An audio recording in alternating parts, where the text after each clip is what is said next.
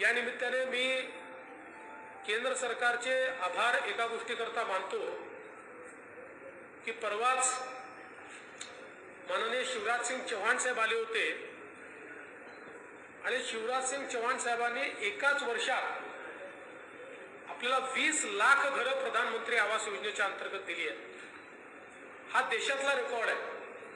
म्हणजे अनेक राज्यांना 10 वर्षात देखील 20 लाख घर मिळालेली नाही। महाराष्ट्रामध्ये पहिल्यांदा आपण 2022चं जे टार्गेट ठेवलं होतं ते एससीसीच्या यादीप्रमाणे ठेवलं होतं। ते टार्गेट आपण पूर्ण केलं, पण ते टार्गेट होत असतानाच आपल्या लक्षात आलं की एससीसीची यादी अपूर्ण आहे। म्हणून आपण केंद्र सरकारकडे विनंती केली की यादी चुकीची बनलेली आहे, 2011ची यादी आहे आणि म्हणून आम्हाला पुन्हा घरांचं रजिस्ट्रेशन करण्याकरता संधी द्या।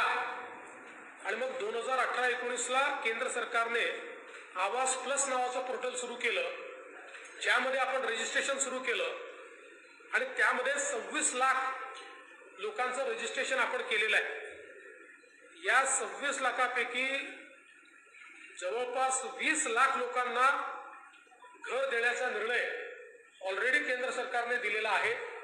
आणि हे करत असताना मी केंद्राच्याही लक्षात आणून दिलं की काही अटी अशा होत्या की ज्याच्यामुळे गावातला गरीब हा काही प्रमाणात 10% हा त्या अटी शर्तींमुळे कुठेतरी अडकलेला आहे।